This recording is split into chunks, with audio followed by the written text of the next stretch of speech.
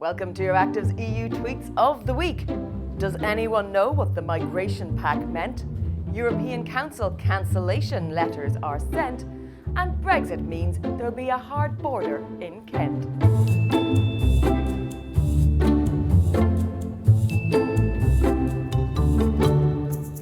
This week, the Commission presented its new Migration Pact. According to Commissioner Margarita Schinas, it recognises, acknowledges and addresses the different and unique challenges of different member states.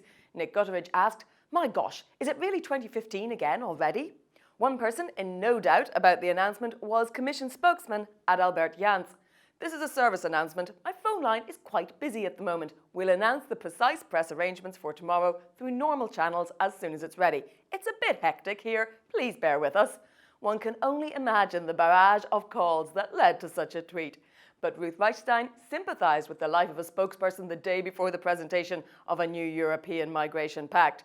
So, to sum up, relocation is dead, long live allocation, still obligations on member states to step in and take or return people, which, despite the clever tweaks, is likely to remain a problem, said Lawrence Norman. Right, this is over and I'm confused, wailed Camino Mortera.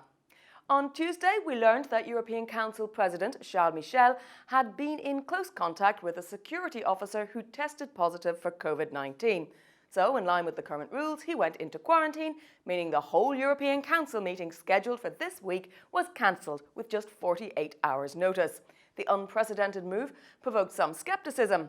Anne Gelinek thinks it's more likely that the new date is better for the heads of government to try to resolve the conflict between Greece and Turkey. Marine Khan pointed out that rescheduling means 2 European Councils in 3 weeks in October. Why can't leaders just log onto a Zoom call instead? And Sam Morgan said, "Europe's bodyguards are having a crap month. Dominic Raab's left his gun on a plane, Charles Michel's got COVID and has forced the cancellation of the summit, and the German foreign ministers got infected too, so no Jordan trip for Heiko Maas." Finally this week, it was the Brexit news you definitely weren't expecting.